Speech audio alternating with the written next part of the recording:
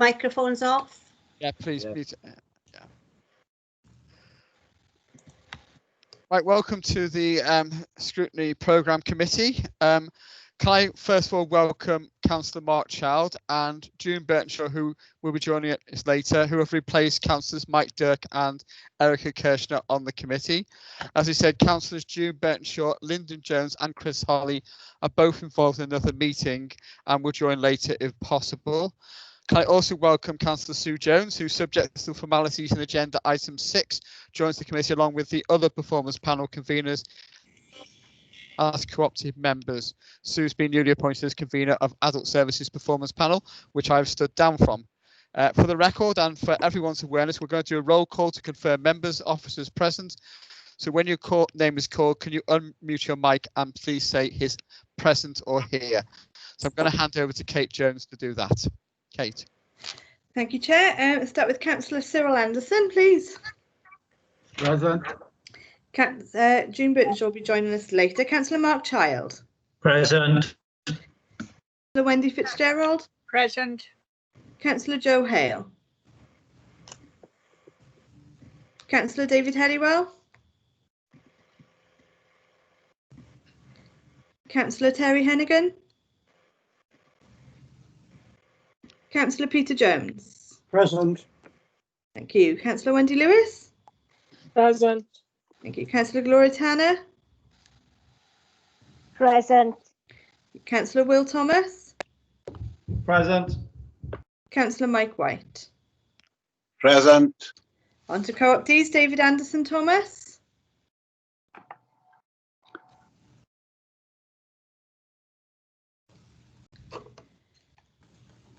Alexander Roberts. Present. Thank you. And Councillor co-optees, Councillor Chris Holly and Councillors Lyndon Jones may be joining us later. So Councillor Paxton Hood Williams. Present. Councillor Susan Jones. Present. Councillor Jeff Jones. Yes, present. Thank you. On to invited parties. Phil Roberts, Chief Executive. Present. Thank you. Martin Nichols, Director of Place. Present. Adam Hill, Deputy Chief Executive. Present. Thank you. And Councillor Rob Stewart, Leader of the Council. Present. Thank you. And then Bridge Baderhouse, Scrutiny Team Leader. Present. Debbie Smith, Deputy Chief Legal Officer. Present. And Kate, I think we have Rebecca Blackwood, who is an associate lawyer with the legal team, who's observing today, if that's acceptable to the chair. That's fine, Debbie. Yeah. Thank you. Thank you. Thank you. Yourself, Kate Jones, Democratic Services Officer. Anybody I've missed? Okay, thank you, everyone. Thank you, Kate. Right, so item 2, any disclosures of personal and prejudicial interests? I'm going to give you a few seconds to unmute yourselves. No, I'm going to take that as none then. Item 3, prohibition of whipped votes and declaration of party whips. Again, I'm going to give you a few seconds to unmute yourself. No. Okay, so item 4, minutes of the previous meeting, which are on page 1. So I'll just find those on my iPad. So to be approved. So first of all, the 15th of September on page 1. Page 2, page 3, and page 4. And then the 1st of October, just the one page there, which is on page 5. Can I take those as accurate, please? Yeah. I'm going to take silence as assent, which is always a wise thing in my view. Okay, great, lovely, thank you. So then we'll move on to item 5, which is public question time. I believe we haven't had any questions at all, Bridge. So No questions, Chair. no, lovely, thank you. Right, so item 6, role of the Scrutiny Programme Committee. Bridge, you want to talk us through this report, please? Yes, happy to do so, Chair. So as the first meeting of the current municipal year, it's I think a good opportunity to remind everybody of the role of this committee. And actually, this is something that we'd usually report at this time at the start of a council year. And of course, while most of you will know this. I think it's particularly helpful to those councillors who may have only recently joined the committee. You know, we want to make sure that that everybody is clear about the role of this committee. However, whether long-serving or new, the report also invites you to reflect on the way you work together as a group, plan your work, and plan for meetings, and evaluate how well they've gone. And so consider any room for improvement to be more effective in the way you work as a committee. I think something for you to always think about, given the importance of teamwork to any effective group. So any discussion around that is of course welcome. And I think the committee can also take care of some formalities as noted in the report, and that's namely to agree the continued co-option of scrutiny performance panel conveners to the committee, and a new thing to agree the co-option of partner organisations to enable representatives. We're having problems with. Okay, you can hear me, Chair? I can hear you fine. Yeah, is it my network is wrong or something else is there?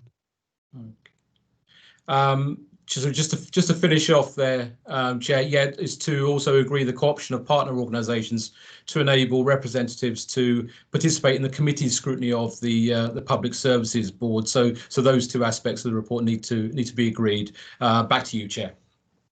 Thank you, Bridge. Has anybody got any comments on this at all? No. Okay, can I take it that this report is agreed? Yeah. Okay, thank you very much indeed.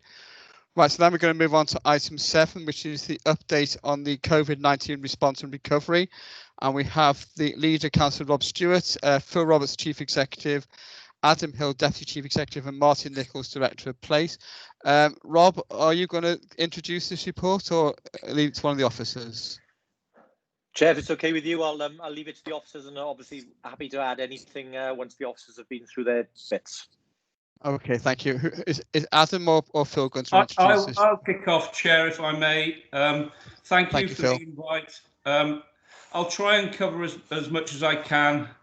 One day seems to be merging into the next. So remembering what I said at the last scrutiny is a bit of a feat, but what I've tried to do is lay out where I think we are in terms of what's happened since our last meeting. So the main developments we've had to deal with since the previous scrutiny are clearly the impact of the second wave of COVID-19, and that's involved managing the fire break, protecting citizens, enforcing rules and supporting businesses.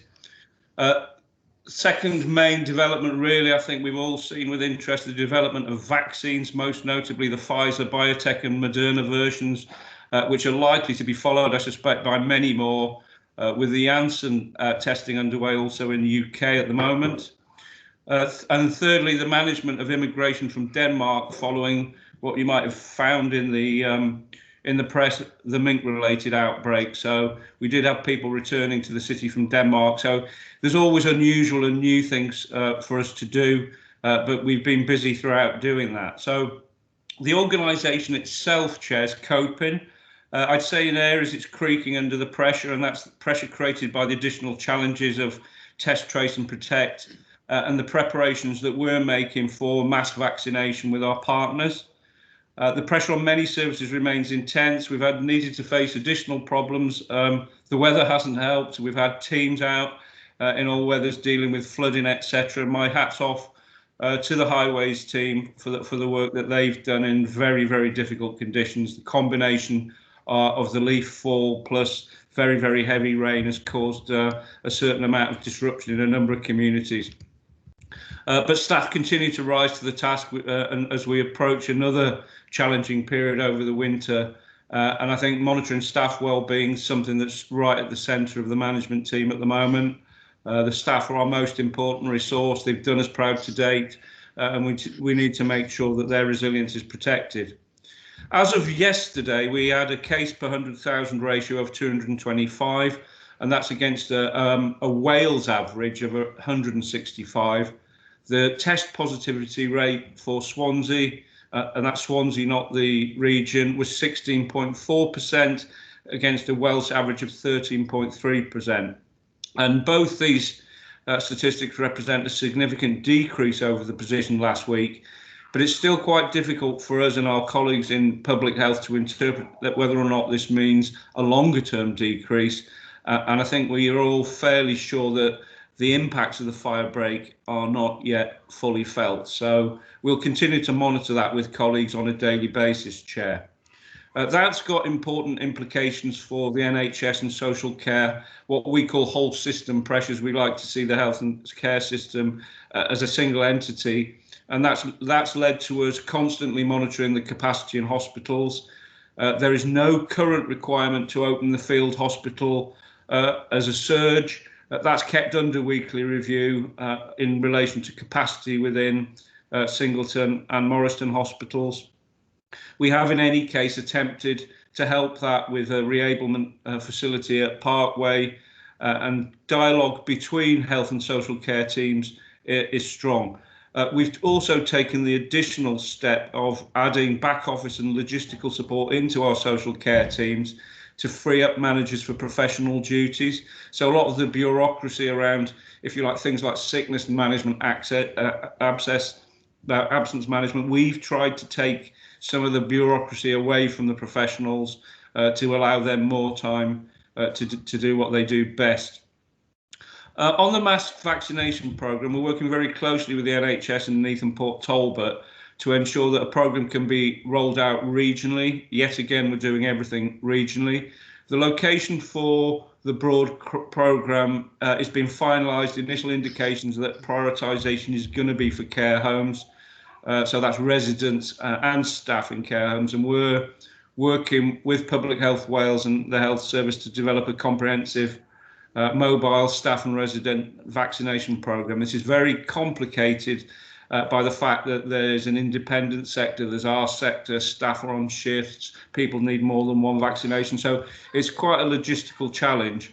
And what's not helpful in that respect is that we need much greater clarity over the national vaccination programme in order to ensure that we coordinate the response, and that's particularly in relation to the release of the batches of the vaccine to the region. And at this point in time, we have insufficient information to plan that properly, even though we do accept that this is a fast-moving feast. On the regeneration projects, I'm happy to go through any of those. They continue, including Swansea Central Phase 1, the Kingsway and various other important developments, primarily residential, but not exclusively. We've continued to support business community by implementing the revised Welsh Government scheme. And once again, our finance team hit the ground running. Just under 90% of the grants were paid out in the fire break the first 2 weeks, around £11 million in total. And the finance team, I'm proud to say, have outperformed all of the Welsh councils again in that effect. I think the final thing I think I'd say, Chair, is in the run-up to Christmas, I think we need to monitor closely the difficulty that city centres face. And we're in very close discussion with Cardiff on this. In retail and hospitality sectors, there were large numbers of people, not just in Swansea and Cardiff city centres, but in some of the out-of-town centres at the weekend. And I have to say a significant proportion of those people were not wearing masks. I know it's not required outside, but when you're queuing, when there are a large number of people congregated in a small area, I think the gut feeling that we have is that is at least got to be advisory, and I think some of us would like to see it mandatory in key areas, because that is a potential spreading event. So we're in active discussions, the leader and I, with Welsh Government, Cardiff colleagues and the NHS on all those issues. But the management, particularly given people's habitual behaviour, both in retail and hospitality leading up to Christmas, is something that is on our constant radar. And the leader and I had a very productive discussion with the Police and Crime Commissioner this morning in terms of our joint approach to the management and the enforcement of activity in the city centre. I didn't have anything else to add at this stage, Chair. My colleagues and I and the leader will obviously be happy to take any questions that the committee might have. Thank you. Thank you, Phil. Rob, did you want to add anything? Thank you, Chair. No, just to say, I mean, on Phil's final point around city centres, I think one of the things that we are very keen to make sure is that people stay safe in the run up to Christmas. And even though people will be tempted to do their Christmas shopping and try and create a Christmas as normal as possible, that has to be balanced with staying safe. And again, myself and the Chief Executive have put forward some additional suggestions as to how we might help keep people safe during this period. So again, you know, we're very active and proactive in that respect because what we don't want to do is to contribute to anything that could put us in a worse situation in terms of having to go back into a lockdown or a fire break, which obviously is something that we would all prefer to avoid. Yeah, on that point, I was in the market on Monday and I didn't think the one-way system in the market is very well signposted. So I think that's something which worth looking at because it was actually quite packed, and it may well be worth looking at that. People were mostly wearing masks, but even so, I think a lot of shops have some very good one-way systems. Some don't. Okay, I think we're very interested in particularly in the recovery plan. So do anybody got any questions they want to put to the officers or to the leader in regard to that? Will. Yeah. Thank you, Chair. Sorry, I was just struggling to put my thing off mute there. Thanks for that, and it's very promising to hear that obviously we're taking the safety of people in the city centre very seriously, because I don't think retail can survive without Christmas. So I think we need to help them as much as we can. That's good to hear. I just wanted to ask a question really regarding the implementation of a potential vaccine and how far those conversations have gone and what that might look like. Obviously, the most vulnerable, I'm guessing, will be receiving any vaccine first, and that distribution probably looks very different to the mass population distribution. So I'm just wondering how far those conversations had gone and what that looks like, please. Thanks, Councillor. I'll start answering that, and colleagues may wish to come in. Yes, Councillor Thomas, the early indications are that the first wave, if you like, of vaccinations will be focused on those people in residential care settings. And given what happens, as we all are sadly aware, when COVID gets into residential homes, I think that's obviously a highly appropriate thing to do. And it's pointless to vaccinate the residents if you're not going to vaccinate the staff. What it does present is some significant logistical problems, not just because of the numbers. And I think I've mentioned to scrutiny before that one of the characteristics of Swansea is it has a higher proportion of people living in residential care than most cities. And what you tend to find is you don't ever have the right number of people or the same number of people in the same places at the same time. So the complexities of shift patterns, the use of agency work in the independent sector, etc., are going to present some fairly significant challenges. And clearly the key is for us to work with public health colleagues to make sure that we can overcome those challenges. And we're even though we're at initial discussion stage, I'd say we'd identified what the barriers are, which is a real bit of progress for me. It's not clear yet what the remaining rollout will be, but the government seems to be indicating that that will be primarily age-related at the moment, following the vaccination of frontline NHS staff as well. And presumably the case we'll be making is also around dom care staff, because the pressures on dom care at the moment are equally significant, and it's part of that whole system that I described before.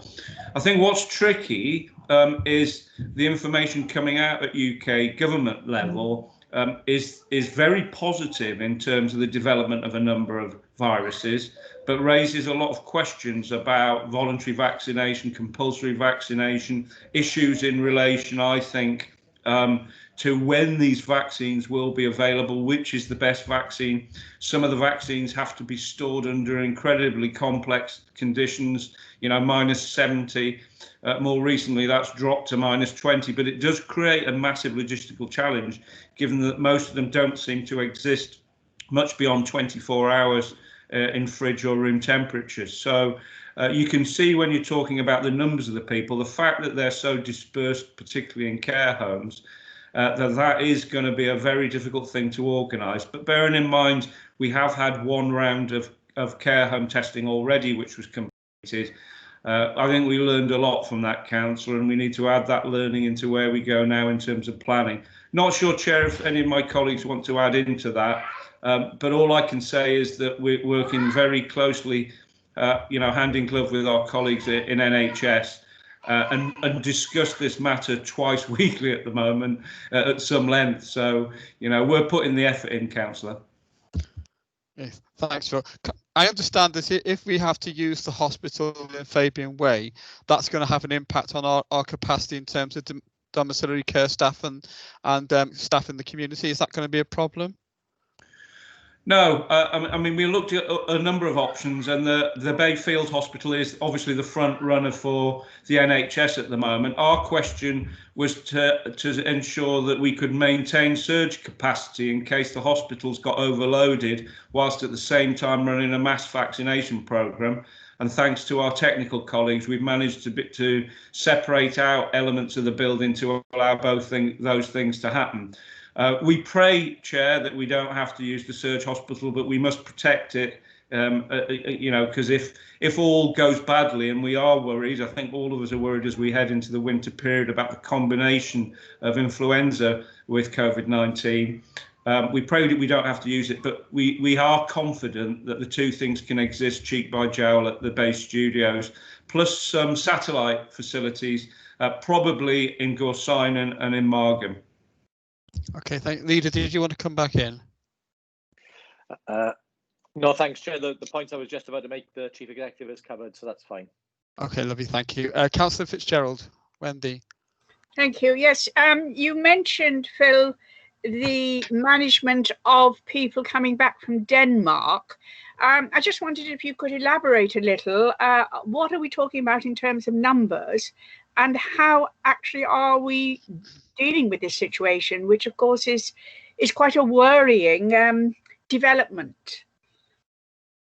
Thanks, Councillor Fitzgerald. Thank you very much for the question. I was in a state of shock when I heard about what had happened, because there were two elements to it. One was the immediate challenge of people coming back from Denmark, and then there was the broader question as to whether or not the jump to, I think they're called Mustelidae, which is the family of mink, weasel, stoats, ermine, etc., might interfere with the development of vaccine. I don't think that's necessarily the case now, and there are some things that we found out subsequently which reassure us on that.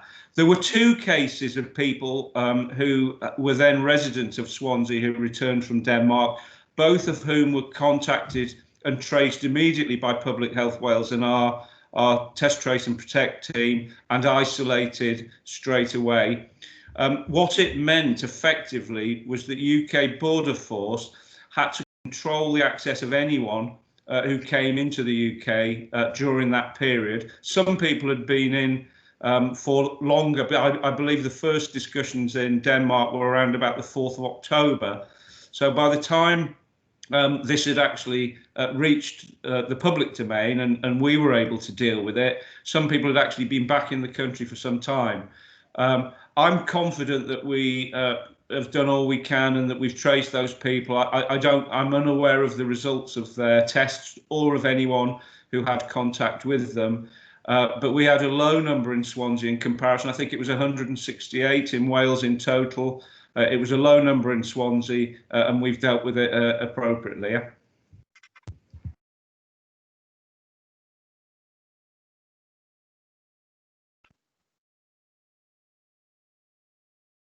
Sorry, Chair.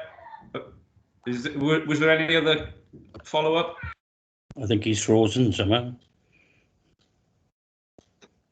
Peter, you're frozen. Chair, frozen.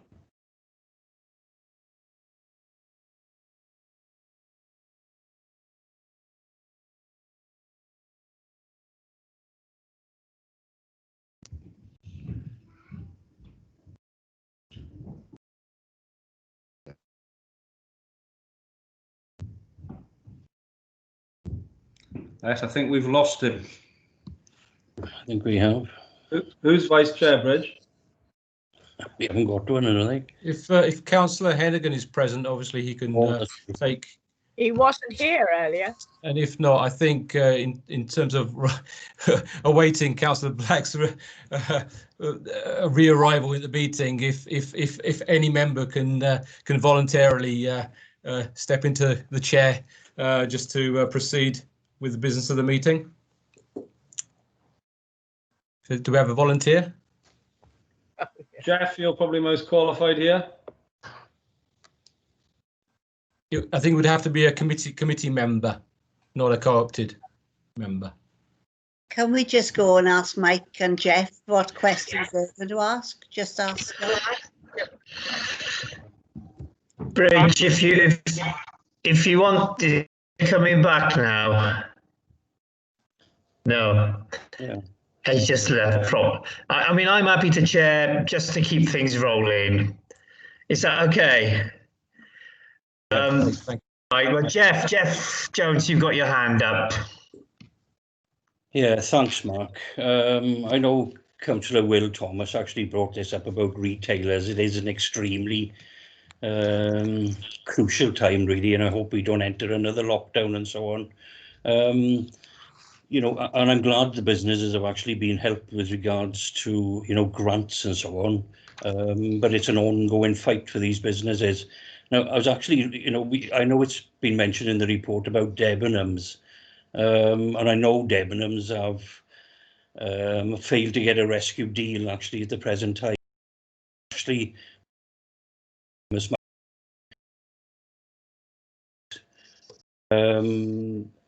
I understand, you know, again, reading from the papers, that the size of Debenhams is going to be slimmed down. I further understand there's going to be a limited, offers for limited sites. It is a crucial anchor store in Swansea. How close do we actually work with our retailers, and what's the position with some of our largest retailers at the present time? Do you have any news? Shall I start, Chair? No, the leader and both Martin Nichols will probably want to add. I've had a number of discussions, Councillor, directly with the chairman of Debenhams, and that has been focused on how we can support the store, which is in two elements. Sorry, I'm getting a bit of echo here, Chair, if their mics are on. There's two elements to that. The first element is around the difference between the UK and Wales in terms of rates liability, which we have dealt with by deferral. The second is it's very clear that Debenhams, like very many other large retailers, are operating on a larger footprint than the new retail world would ideally require. So that's not just about reducing its rateable value, it's actually too big. And for those of you who spend time in the quadrant, you'll notice Boots has a very similar situation, i.e. virtually nothing being sold or very limited offer on the first floor and everything based on the ground floor. So all of this is factoring into our thinking around the retail pattern for the city centre, and we'll do whatever we can to work with those retailers to adjust. But obviously this isn't a COVID thing, this is something that's more impacted by the internet than the pandemic. So it's about how we all adjust. And I think in the discussions with Debenhams, that their feeling was very clearly that their rates bill had been set on a trading environment which was nothing like, and this isn't just in Swansea, this is generally, which is nothing like the environment they find themselves in now. So we're continuing to offer that support. The key for me, and for a lot of retailers and the smaller independents, is cash flow. The key for me is for our finance team, as quickly as possible, as soon as we're given the green light by Welsh Government, to get the money to those retailers to allow them to continue trading. So we monitor that on an almost daily basis. And as I say, we've hit 90% targets, and we've probably already issued 3 times as much as any other council has issued in Wales, at around 11 million. I think the next closest is around 3 million. So we'll continue to have that as a priority. I'll hand over to the leader because I know he's had a heavy personal involvement as well.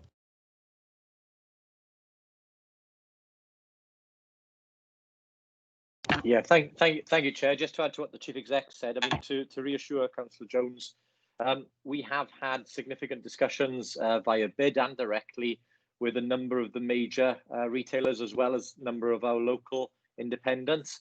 I think the key message coming back, I think. Yeah, welcome back, Chair. I think the key message coming back from the retailers has been that they welcome the scale of the investment that's currently going into the city centre, and certainly I think we would have been in a very precarious position with some of our major retailers had we not have seen the investment going in at the current time. So it has shored up the confidence in the city. It has shored up their continued presence in the city, which can only be a good thing, because obviously that protects jobs and the viability of the city centre. In terms of Debenhams reducing its footprint, that was something they were looking at anyway. And I would just point out that the intervention that we've made into take away the burden of business rates at the present time is obviously something that eventually falls to Welsh Government. It doesn't fall to the city. Flexibility to be able to. That Debenhams is a key anchor tenant for the Quadrant Centre, and would have an impact if it wasn't there. I think the other thing, of course, as the Chief Exec referenced, is that Ben Smith's team again has been extraordinary in the speed at which they have got the help out to the businesses across Swansea. We are significantly ahead of anywhere else in Wales by a long shot. And we should be very proud of the work that our officers are doing to support businesses in Swansea. One final thing I would say is, obviously, again, it is important. I know we can disagree with the perhaps the priorities in some of these things, but the scale of the investment that we're undertaking for the city centre at the moment is unprecedented. Swansea's capital investment in Swansea is bigger than the rest of Wales put together. And that includes our colleagues in Cardiff.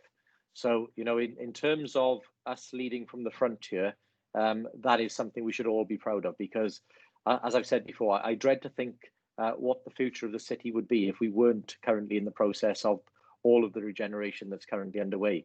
I think we'd be coming out of COVID in a very precarious situation. Okay, can everybody hear me now? Excellent, yep. Good.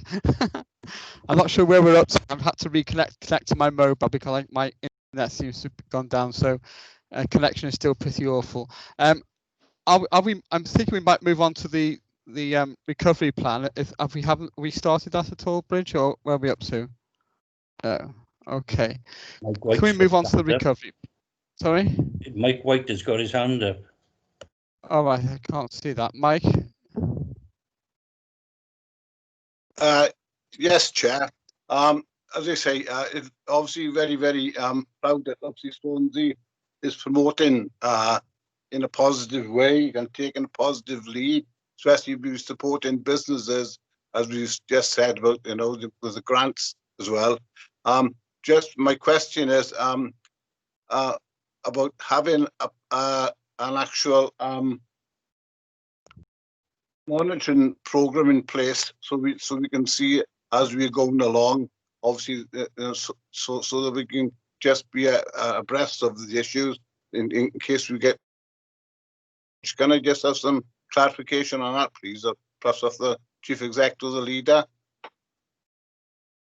Yeah, I'm happy to come in on that. I'm sure Chief Executive and Mr. Nichols may well also want to say something, but members will be aware on scrutiny there are regular updates to the relevant scrutiny panel on all of the major investment and development schemes across Swansea, which the scrutiny panel get that information only a few days after Cabinet get it, and I think it's an unprecedented level of detail that we share with scrutiny members to ensure that you do have that regular update. But I would commend Mr. Nichols and Hugh Mowbray and the team there for the work that they are doing, and they are ensuring that they are managing what is the biggest ever capital programme that we've had in Swansea very, very well. Okay. I haven't seen it. I can't see any more hands up unless just to check no one else has got their hand up. Okay, right. So moving on to the actual recovery plan, which has been circulated to the committee. the one thing that struck me about this, it doesn't appear to have any timelines attached to it. Is that because it's too early? How is this going to be rolled out over a period of time?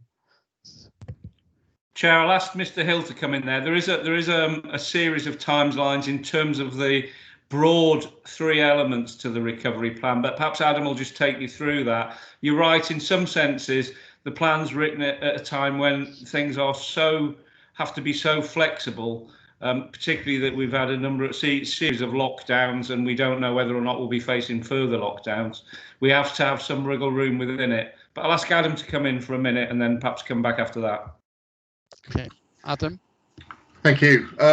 Yeah, as members will know, this was approved on the 15th of October. So it's really split into 3 phases. The first phase is the remobilise, second refocus, third reshape. So these are concurrent roles in some elements of them. So not a linear path that remobilise will go straight into refocus and one will finish. So you'll notice from page 8 of the actual recovery plan itself that it does have a circular symbol between the remobilise and the refocus for exactly as the Chief Executive just pointed out, in that during fire breaks or changes we have to take a step back before we can progress once again.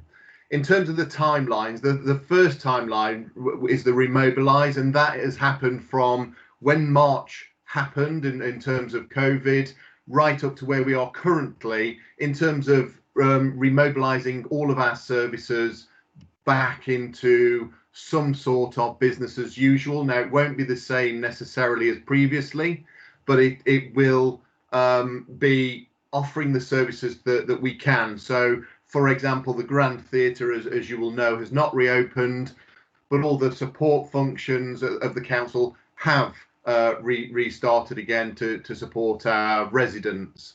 So in terms of the timelines, what we're really looking at is blocks of, so if you view this as a framework rather than a definite time, the first block is running to now and will still run for a couple of months potentially, which is the remobilise. We've already started on the next phase, which is refocus. So we've started to pull together the elements of the teams, how the work streams will operate, how they'll report, who will lead those, how that will have a governance and structure around it, has already commenced. Now, they haven't started yet in terms of actually developing that recovery, that element, that refocus of our services, but the preparation's in place. So the framework is there in order to get that underway. That will then stretch right through until May 22. And then from May 22 onwards, we'll be looking at the reshape phase of that. Won't wait until 22. That will start somewhere between now and May 22 in order to start putting some, again, further framework in place in order to be able to deliver on that. So in terms of those timelines, we are coming now to the end of remobilise and into refocus. Hope that gives you some clarity, Chair. Thank you. When you say reshape, I mean, what do you envisage being different after May 2022 than we're doing now? How do you mean by reshape? So as we look forward after 22, there will need to be a review of things like the corporate plan, capital programme strategy, looking at the financial plans moving forward, what we're doing with our workforce, because obviously we're hoping by then we'll be looking to be through COVID in some form, and hopefully the vaccinations will have taken place, and we'll start to see what the economic recovery is more like at the end of the COVID, and we'll know then where we need to go as an authority to reshape our services for whatever the future on the back of that is going to look like. So that could be everything from how we consult, digital strategy, how we engage. So it's the sort of the 3 phases. Remobilise is the COVID response in terms of what we're doing. Refocus is how do we manage this interim period while COVID's still with us, but we're still trying to move the authority forward, support the corporate plans that we've already got. And then the reshape is how do we look beyond that of what the council is going to be into the sort of the next administration of the authority. Okay. Leader, you want to come in?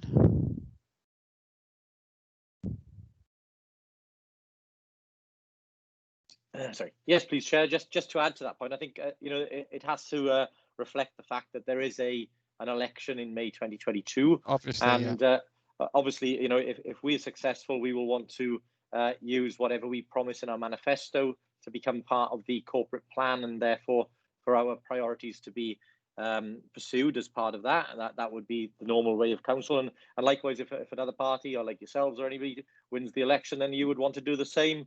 And you may have different priorities from us. So I think it's just reflecting of the fact that political parties will have different priorities, and there should be an opportunity to implement those after May 2022. Okay, that's fair comment. Yeah. Anybody got any other questions on this development, on this recovery plan?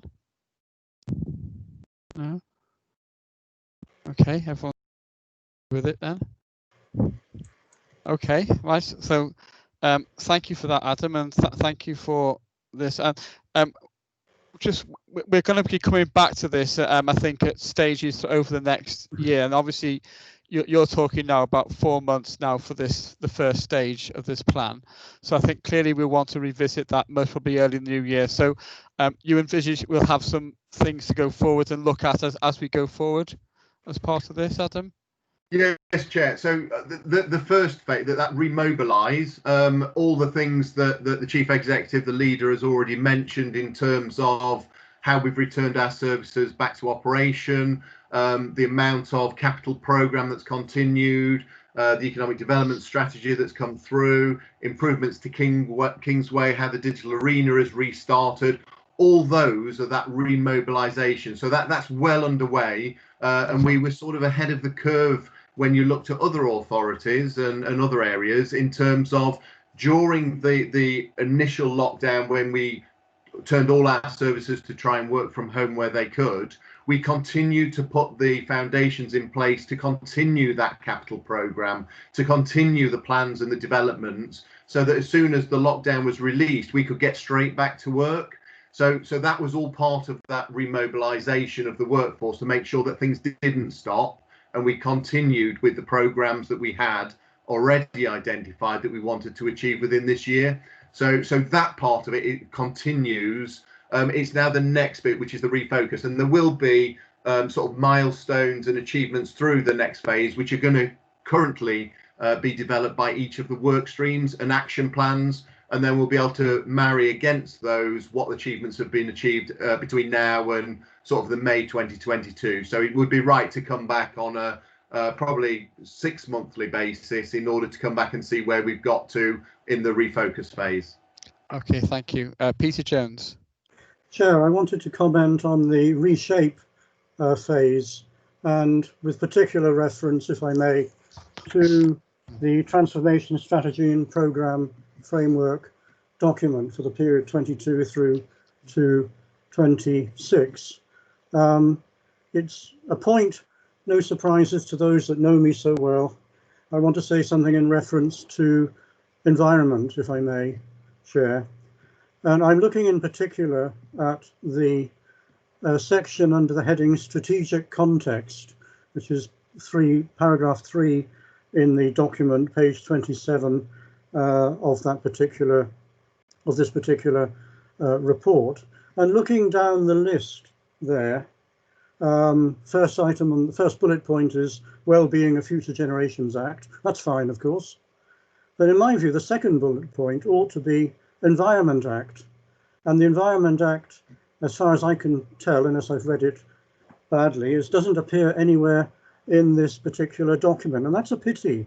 And it's a pity, of course, because the legislation under the Environment Act has at least 2 areas of particular responsibility for local authorities, and hence for Swansea ourselves. One, of course, the familiar responsibility under Section 6 for maintaining and enhancing biodiversity, and we as a local authority are required to report annually to NRW and the Welsh Government in relation to that, and every 3 years in particular to produce a report that shows how we have taken steps to apply and to deliver Section 6. So that's clearly a responsibility over the 22-26 period. And the second, of course, I mean, that's part one of the Environment Act. And of course, part two of the Environment Act concerns climate change. And quite clearly, over this period, we as a council are about, I believe, to approve, or will be approving in a little while, moving forward with delivering on the climate emergency motion of June 2019. And clearly we will be taking steps to cut emissions. The Welsh Government, of course, has its own programme for curbing emissions on a 5-yearly emissions budget cycle, and they will be expecting local authorities to feed in to that particular process. So it's doubly important, therefore, that we recognise that the Act carries implications both over the reshaping period and, of course, well beyond the reshaping period. And I'm simply proposing that it needs to be included in that strategic context list, together with appropriate recognition of the importance of measures we will have to take, both on biodiversity and climate change. Thank you. Adam? Thank you, Chair. Point well made. I think the one thing to remember is, as it says right at the very heading of the strategy, is that this is the framework. It isn't the done deal. We need to, there's lots of other legislation also that we'd want to include in there. This was a snapshot in time, an oversight, if you like, but wasn't entailed to capture everything in there. So it would be picked up under a number of the headings that are within the action plan, but happy as we get into that part, which won't be for some time yet, we will need to scope that in more detail within the framework that we've set out. So the priority was to remobilise first, refocus before we get onto the reshape. But this was just to show that pathway for sort of the next period, really, of say up to 10 years of that direction of travel. That the most important focus currently is remobilise and refocus. But happy to add that in as we develop it further. Thank you. Yeah. Martin Nichols, you want to come in? Yes, thank you, Chair. Just to echo what Adam has said, obviously, as Councillor Jones would be aware, the report is going through to Cabinet later this week and then on to Council in December. So the reality is each of these elements of the plan will be moving at different pace. Some may already have been up and running. Some of the regeneration activities the leader mentioned earlier. Some are currently going through the process, and some may be towards the back end of the timeline that Adam has referred to. So the reality is, whilst it's a framework, as has been said, doesn't stop us looking at individual elements, because the culmination of all of those elements give you the total plan. So whilst no doubt scrutiny would want to review the total plan, there will be individual aspects of it. So, for example, the climate change plan is coming to a scrutiny committee, I understand, mid-December. So those detailed questions, you will have that opportunity there, and the same with the other elements within that overall plan. Thank you. Okay. Councillor Marchald. Thank you. It's the same section as Pete Jones was talking about, but I would have thought I'm inviting you, Adam, to include Brexit in that environment in which we are leaving, hopefully leaving COVID behind, unfortunately leaving Europe behind, and how we cope with the detrimental effects that will have on us. Of course, we don't know exactly how detrimental. We don't know what kind of deal we're going to have, or if we're going to have any deal at all yet. But I just invite you to include Brexit in the considerations going forward. Adam? Thank you, Chair. If we can just again sort of break it back up into the three elements. So if we go back to remobilise is kind of where we've done and what's happening, then we need to look at reshape up to 2022. On the two questions, Brexit is featured in Reshape, and it is addressed in there about how that we are going to take that up to 22, because that's the most for us in terms of the recovery plan. It's looking at what we're going to do from now to 22 and then 22 onwards. So, and again, under the economy and environment, climate change, environment agenda and so on is all featured within there, also within the Reshape. It's very explicit in there for both Brexit and climate and the environment agenda. So if we can focus for now on the Reshape, which is the most pressing bit for us, the next phase after that, there's a lot of water got to go under the bridge before we start scoping that in more detail. That's nothing more than a framework that we can add lots of things into when we know where we are in the next sort of 18 months. Yeah, I noticed that Brexit is mentioned in the penultimate bullet point of paragraph of point 3 on the top of page 28 of that report. Rob Stewart. Yeah, thank you, Chair. On the Brexit point, I think that, as you sort of alluded to, I don't think anybody knows what Brexit looks like still at this late day. But what we do know is that the impacts even of a good deal or a deal with Europe would see a £1.5 billion hit to the economy of Wales, and a no deal in excess of £3.5 billion hit to Wales. I would be happy to share with the committee and members. We've recently received a dashboard from Grant Thornton, who've been providing Brexit impacts on all of the communities in Wales. We have now received the Swansea ones. We are not as badly affected as some areas of Wales. I think Flintshire is significantly affected, but we do have negative impacts, as you would expect, from us leaving the European community. So more than happy to share that dashboard information with committee members so they've got an idea of what's coming. But I think Councillor Childs is absolutely right.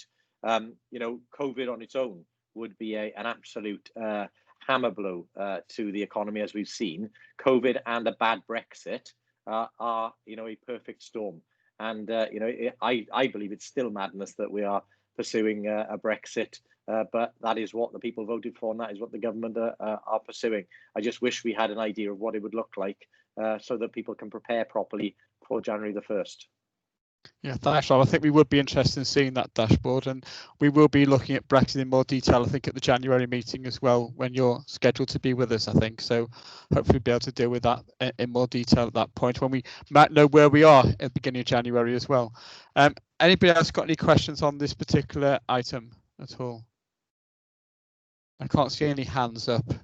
I don't know if that's a quirk of my connectivity problems or not. So I'm assuming that everybody is happy, and we can move on then. So can I thank Adam and Phil and Martin and the lead for coming and presenting it for us and answering the questions, and we will of course be revisiting that in due course, and I think we'll be revisiting that over the next on a regular basis up until May 2022, as it is going to be the main focus of the authority now, trying to get back onto an even keel after the hammer blows of COVID and possibly well. So thank you everyone for that. Okay, so we're going to move on to the next item, which is item 8, which is the scrutiny work programme. Bridge, do you want to talk us through this at all? It's quite an extensive report. Yes, certainly, Chair. Okay, so following consultation with members and working with yourself, Chair, this report contains the emerging programme. Hopefully, a good reflection of what members are feeling about future scrutiny and where the focus should be. Yeah, as you say, there's quite a lot of material in your papers, and they're there to help you to discuss and ultimately agree the programme, but I'll do my best to take you through these. So the draft work programme, it takes into account last year's programme, work already committed or that you're required to do, but of course feedback from the work planning conference that many of you attended, which included input on priorities and strategic challenges. So what's in front of you is effectively a new plan for the next 18 months rather than the next year, and that's given this delayed start to the current municipal year. As a reminder, the conference papers are attached, which inform the discussion, and a summary of topic suggestions from the overall member feedback is attached as Appendix 2. The proposed draft work programme, and that's outlined in both Section 4 of the report and in Appendix 3, shows the reports that will be looked at either through in-depth work, through ongoing monitoring activities, or with a light touch, and is presented to you for agreement. This includes suggestions made by councillors, by corporate management team, and by the public. You can also see how the programme provides coverage of scrutiny across all cabinet portfolios. So this is the overall programme, identifying inquiry panels, performance panels and working groups, as well as the work that the committee itself would focus on. Key considerations for the committee to think about before agreeing a programme are included in the report. So a good programme is going to be aligned with corporate priorities, but balanced with issues of community concern. And anything in the programme should satisfy the overriding principle that the work of scrutiny will be strategic and significant, focused on issues of concern, represent a good use of scrutiny time and resources, or in fact, council time and resources, and make a difference. Looking firstly at the committee itself, a draft work plan has been developed for the year ahead, and that's shown at Appendix 4. The committee work plan moves away from routine monthly cabinet member Q&A sessions, creating space to pick up on specific issues of concern for focused discussion at committee meetings. And as you've already said, for obvious reasons, a particular focus on COVID-19 response and recovery, and you will see that this features in the plan accordingly. The committee will also coordinate pre-decision scrutiny activity, and in Appendix 5 shows the Cabinet Forward Plan and is included in each committee agenda, so requests can be made, and you'll see in the committee plan there are already a couple of items that members have requested that are scheduled. Moving on to proposed panels and working groups, it is proposed to resume the inquiry started during the previous year on procurement, which had been placed on hold due to resources. Given the passage of time and impact of the pandemic, the panel, I guess, will need to review the terms of reference and key question that it previously identified necessary. A second possible inquiry topic has been identified that could explore the issue of antisocial behaviour. Onto performance panels, and you'll know that they make up the lion's share of scrutiny activity, and these represent ongoing monitoring and challenge of key services, holding cabinet members to account with ongoing conversation to share their views and recommendations. Public Services Board scrutiny will now be carried out by the committee instead of a performance panel.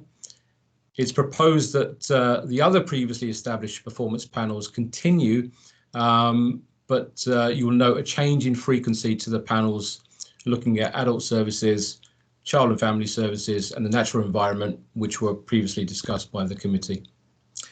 Also, a number of topics are identified in the draft work programme, highlighted during the work planning process, which could be picked up by performance panels as part of their monitoring activities.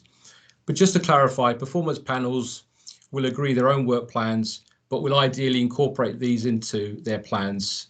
It'll be up to these panels to see how these items can fit into their work plans. For a more light touch approach, a small number of working group topics have been identified and are shown at paragraph 4.61.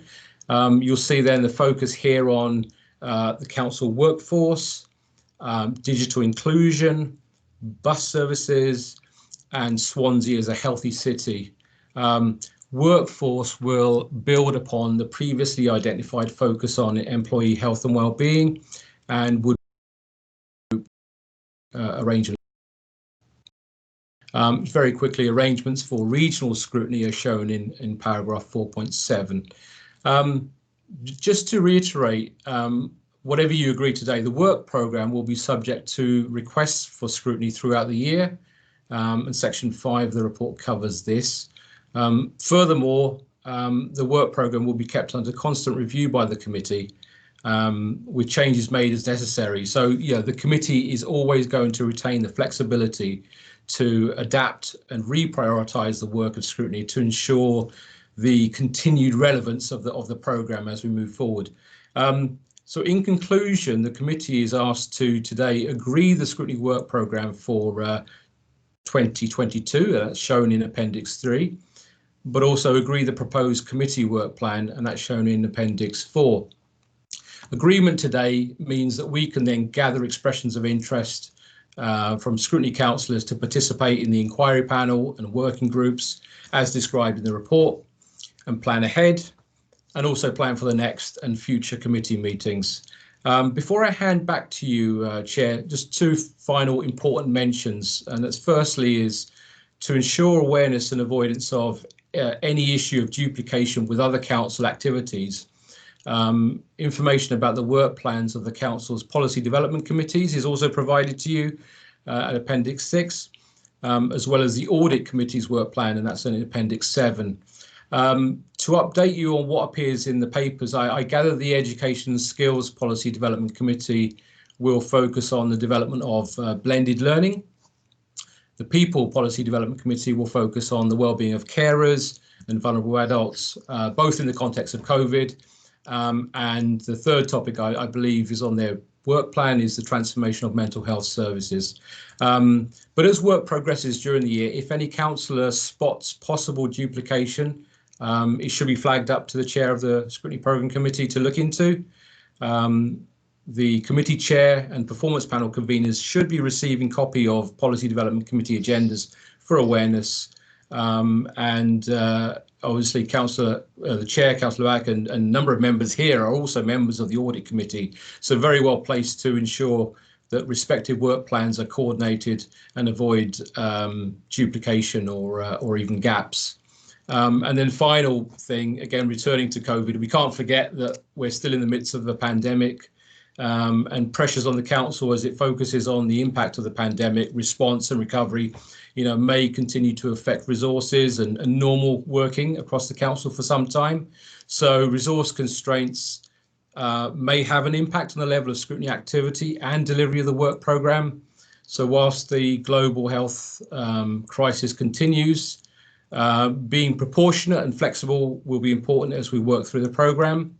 In fact, because of the situation and social, some temporary adjustments are already being made in relation to the adult services and child and family services performance panels, with a refocusing of work plans to avoid undue burden. So it's something that we will need to remain aware of and be responsive to across all scrutiny activities. Back to you, Chair. Yeah, thank you, Bridge. So anybody got any comments at all on this at all? Paxton. Yeah, thank you, Chairman. I was just going to say what Bridge has just said. In fact, I think this committee needs to be aware that both Child and Family Services and Adult Social Services have been asked to ensure their work programme minimises the demand on scrutiny on the management workload at this time. Sue and I have agreed this basically, but we will certainly still continue to cover the basic items such as performance reporting and that sort of work, is certainly, but during the period certainly of this second spike, we will be minimising the impact, and we will combine a couple of meetings, adult social services, child and family services, to further reduce that workload. But I think the committee needs to be aware of that. Yeah, thank you, Paxton. That's quite important because obviously social services are under a lot of strain at the moment and they need to be accommodated as best we can. Anybody else got any other comments at all? No. Can I ask the committee to approve this report then? Are we okay with this? I'm going to take silence as a sense unless someone wishes to say otherwise. No? Okay, that's great. So we'll take that as agreed then. So item 9, membership of scrutiny panels and working groups. That report is in front of you. There's a couple of changes to agree. I'm going on to Improvement and Finance Performance Panel. Child and Family Services Scrutiny Panel, add Councillor Mike Day, remove Peter Jones. Adult Services Scrutiny Performance Panel, remove myself and Peter Jones from that. And we've also removed Councillor Louise Gibbard from any panels working groups. She now has become an executive member. And to note the appointment of performance panel conveners following panel meetings in last month, as shown in the report. Everybody happy with that? Anybody got any comments? Anybody want to go on any panel while we're here? No? Okay, thank you for that then. I'm going to take that as agreed as well then. Right, so that takes us to item 10, which is the I've lost item 10. Right, the scrutiny letters, which are in front of you. We just got a copy of the National Environment Scrutiny Inquiry follow-up letter. We dealt with the other letter previously as part of the COVID report. That's for information. And then item 11, the date and time of upcoming scrutiny panel meetings, which is being set out for you as well. And so the next scrutiny Programme Committee meeting is on Tuesday, the 15th of December at 4 p.m. And we will have a pre-meeting the day before that at 4 p.m. as well on the 14th. And that meeting is going to focus on scrutiny of the Public Services Board and enable the committee to discuss the Public Services Board annual report and associated issues. And we've also had a request for a pre-decision scrutiny on the proposed Leeds and Mumbles Community Council under the Community Asset Transfer Policy. Relates to the proposed developments of the new skateboard, and we will discuss that and then obviously report any feedback to the Cabinet meeting, which I think is going to be 2 days later as a result of that. Is everybody happy with all that?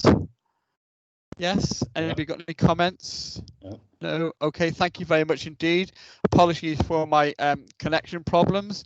I think I just built up a big bill on my mobile for tethering it with my laptop. But thank you everybody, and I will see you in due course. Thanks everybody. I can call the meeting to a close.